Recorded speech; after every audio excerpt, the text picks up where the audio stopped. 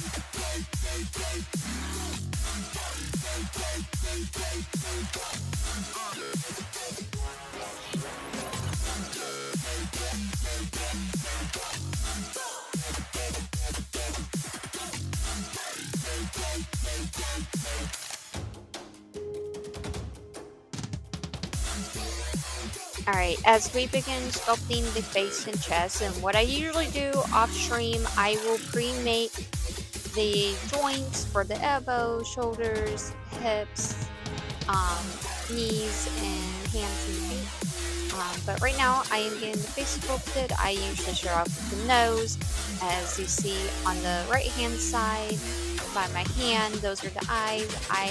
They're just glass eyes that I painted. and I leave one that's blank so I know where I want those eyes to sit at after I bake this.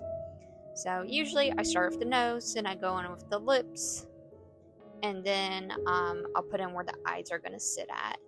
So um, this probably took me about 2 hours to make. Usually when I start with the face, it can be up to an hour or 2 hours, just depending how um, detailed I want the face to be. With the plague doctor, which you will see here soon, um, half of her lip is missing, and I had to cut a little piece off of her lip and add teeth into it. So it takes me a little bit, but luckily for you, you're just seeing a sped up version of it. So that's what I am doing currently. To mention, each doll is made from Palmer Clay. I like using the Sculpty brand. They're an awesome brand. I've been using them for a while. Just love this brand to death. So, but yeah, I sculpt anywhere from the face to the chest to the hands, feet, just the whole body, as you will see here.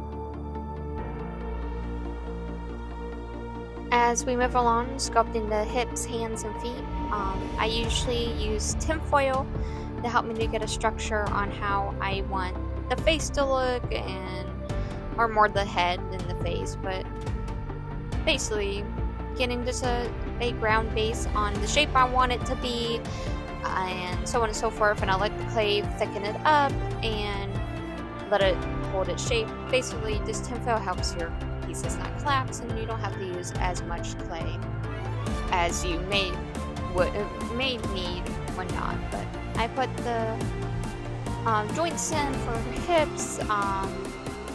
It may look a little awkward right now, but as I build it up, it would start beginning to look more like a hip shape. So just gotta trust the process, basically.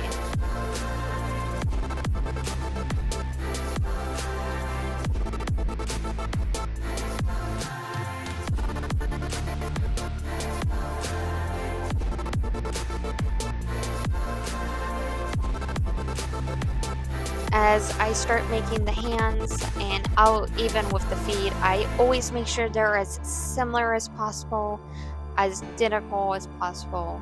So there's not one hand being bigger over the other or one being smaller over the other. So usually what I like doing, and I say this a lot when I stream, I always start off with the thumbs so I do not mix up which hand, and I don't accidentally make double rights or double lefts. So right here I'm making the fingers, and usually how I gauge it with the hands and such, I just look at my fingers. Typically your middle finger is going to be the longest, your pointer and ring finger, it's basically around the same size, and then of course your pinky is the smallest. That's how I gauge it. And when I when I make the hands, I'll go back through if I think they're too skinny or they're really wonky at the top. I'll go in and round them out and thicken them up a little bit, make them look a little bit nicer. So that's what I typically do. So yeah.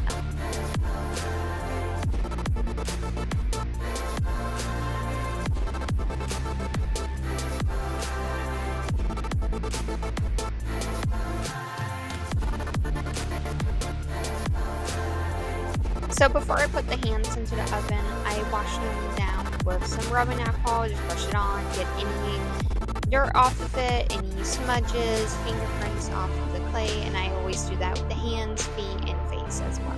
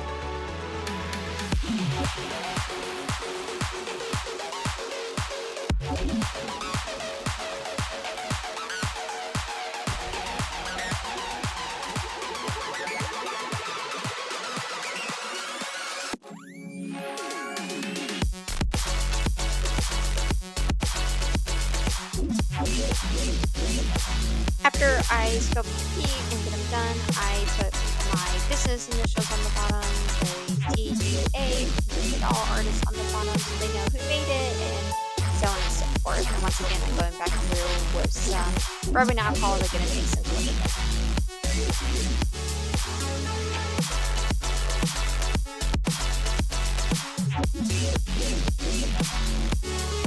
So what I am doing here, I am getting the arms made, and it's one of these back and forth processes. It's one of those things, it's a lot of repeating steps and so on and so forth, making sure they're the same size, sitting properly on the doll, and so on and so forth. I do not show how I make the legs, but basically it is the exact same process, like doing the arms, checking, sculpting, doing whatever I need to make sure they're going to sit right on the doll and the joints are going to work well. So a lot of back and forth with poking a hole through it, making sure it's round enough so the joints sit fine in it, and so on and so forth.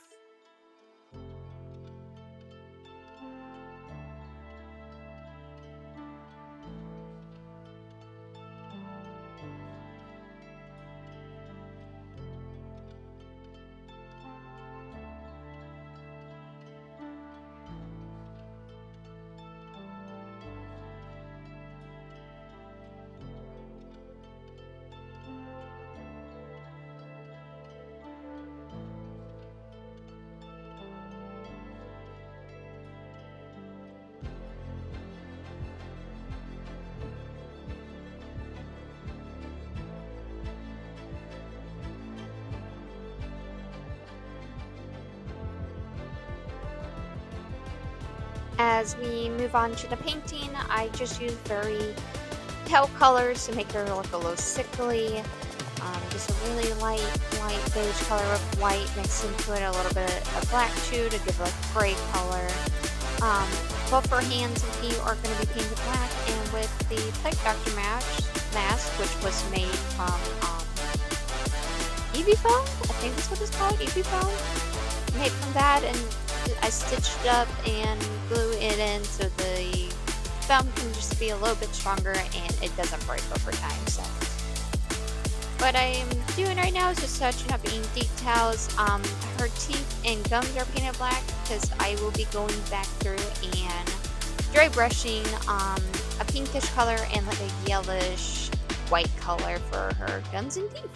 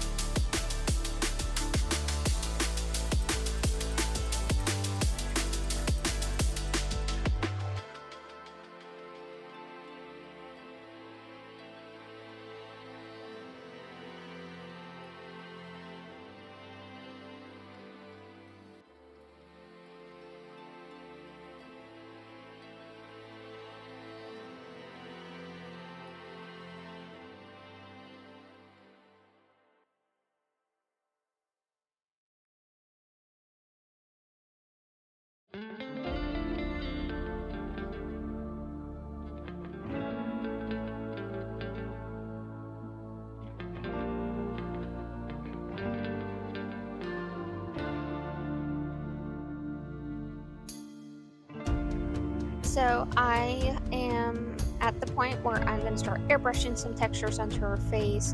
I always test it on a sheet of paper to make sure it's the right color before I spray it onto the doll. So we just went in with a little bit of green. Now I'm going back in with a little bit of a purplish red color to go around her eyes. Now, it was a little too light when I sprayed this, and I went back through off stream and darkened it a little bit, make it look a little bit more dirty, or not dirtier, but more sickly looking, if that makes sense. And always make sure cleaning your airbrush in between, testing it on the sheet of paper, so you're not spraying the wrong color onto your art piece, because that would really suck. And always remember, when you are working with an airbrush, make sure any pieces you do not want to be sprayed on accidentally is out of the way.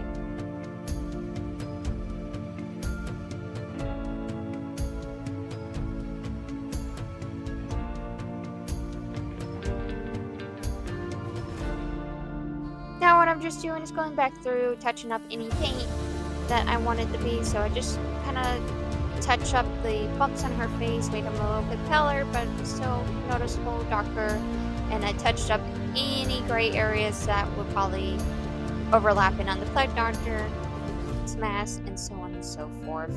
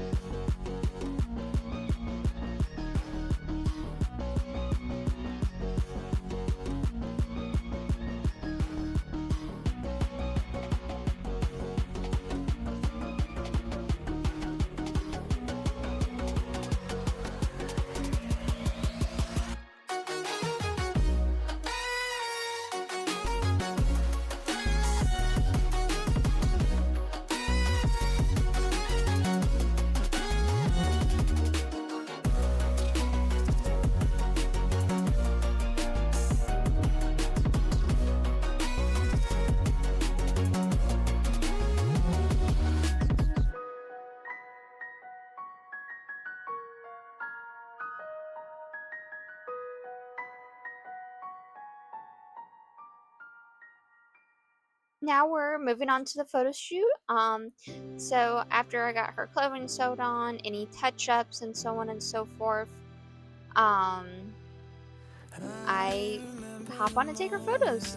So I have a doll stand. She does some photo standing up, and then I'll take her off the doll stand to do the photo sitting down. I have some where her face is showing, and I have some where she's wearing her mask and hat. So just getting different poses and so on and so forth. So yeah, and I'll take a whole bunch of them and then I'll look at them afterwards and pick what is the best out of the best. It was a little weird this time on this photo shoot. My photos were coming out really blurry for some reason. They weren't looking as nice as they've been in the past, but I just figured it was the fact that I had a dark background with her clothes already dark, but they still look pretty good. I edited them up a little bit to make them look nicer. So. But after all, I really enjoyed making this doll. This doll was awesome. And yeah.